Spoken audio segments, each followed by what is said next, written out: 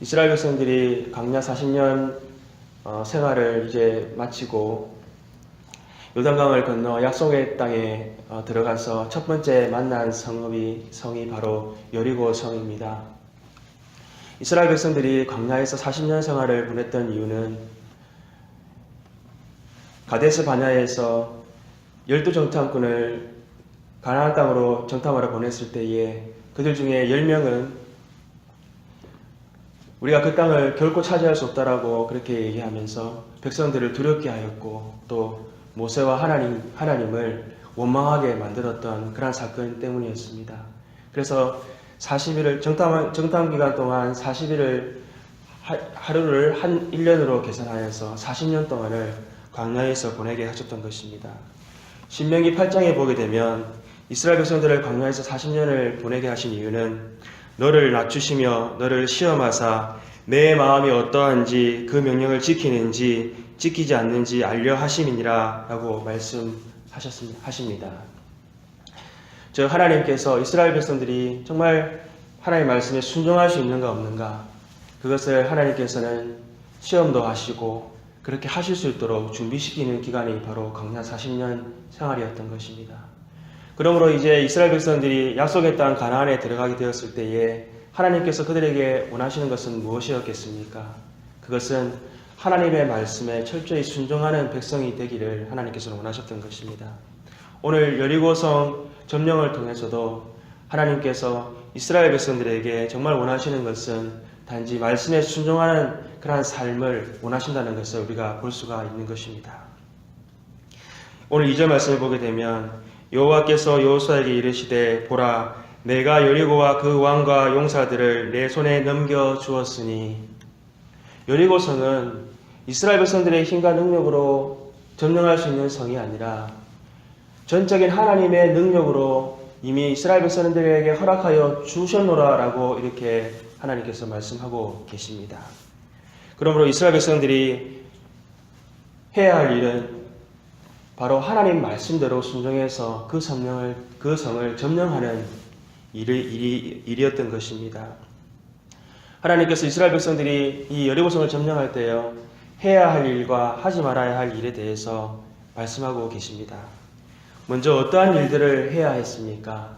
3절에서부터 보게 되면요 이 엿새 동안을 이스라엘 백성들은 그냥 성을 하루에 한 바퀴씩 도는 일을 해야만 했습니다. 여호와의 궤를 든 제사장들은요 그 여호와의 궤를 들고 이렇게 진군을 해 나갑니다. 그러면 그 앞에 7 양각 나팔을 분 제사장들이요 나팔을 불면서 행진하도록 하셨습니다. 그리고 무기를 든 군사들이요 그 나팔을 든 제사장들 앞에서 진군하고요 그리고 나머지 군사들은요 또한 나머지 백성들은 이제 여호와의 궤 뒤를 따라서 하루에 한 바퀴씩 그 여리고성을 돌도록 하나님께서 하셨다는 것입니다. 그리고 7째 날에는요 이와 같은 방식으로 7바퀴를 돌게 하셨습니다. 그리고 마지막 7바퀴를 돌 때요 양각나팔을 길게 불면 이스라엘 백성들이 하나님께서 이 성을 그들에게 허락해 주신 줄 믿고요 큰 소리를 지를 때에 그 성이 무너지도록 그렇게 하셨습니다. 여러분 그 성이 무너지면요 이스라엘 백성들은 그 무너진 성벽을 넘어서 그 여리고성에 들어가서 여리고성을 이제 차지하라라고 하나님께서는 말씀하셨습니다.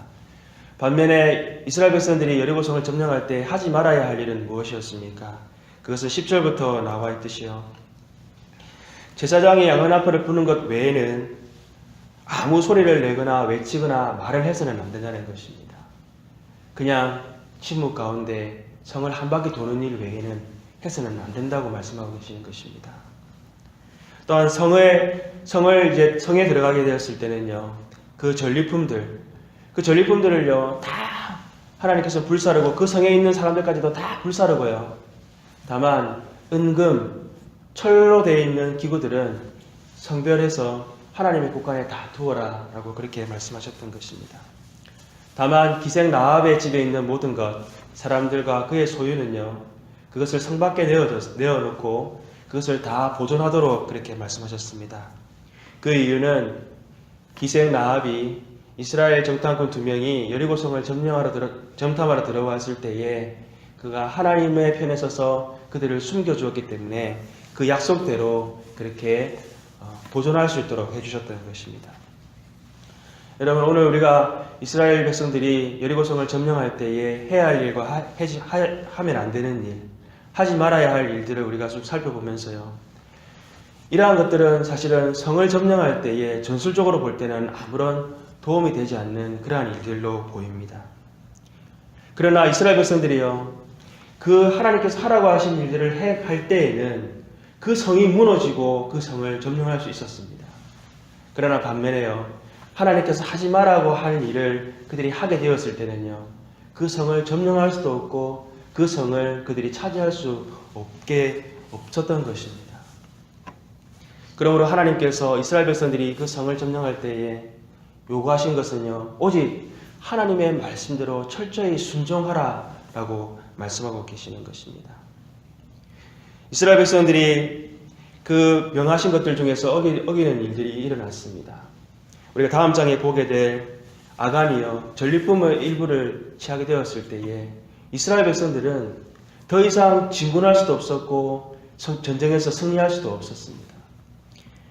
또한 열왕기상 16장 34절에 보게 되면 이스라엘의 왕 아합 시절에요, 베델 사람 히엘이 여리고를 다시 건축하고자 하였습니다.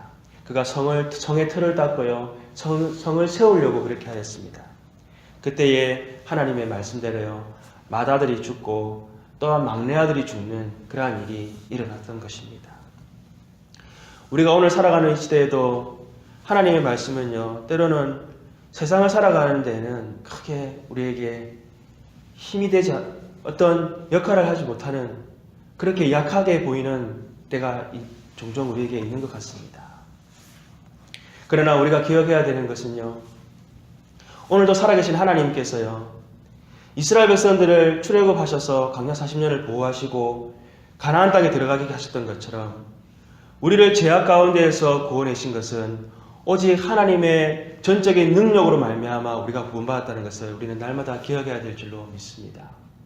하나님께서 우리에게 허락하신 말씀은요, 우리가 지켜 행할 때에 우리는 이 세상 가운데에서 하나님의 말씀을 지키지 않음으로 말미암아서 우리가 침륜에 빠지고 죄악 가운데 살아갈 자들로 부르신 것이 아니라, 하나님께서 우리가 말씀대로 행할 때에 하나님은 우리를 통해서 역사하시고 하나님께서 이루고자 하시는 하나님의 나라 의를 우리를 통해서 이루어가게 하시도록 우리를 부르셨다는 것을 날마다 기억해야 될 줄로 믿습니다.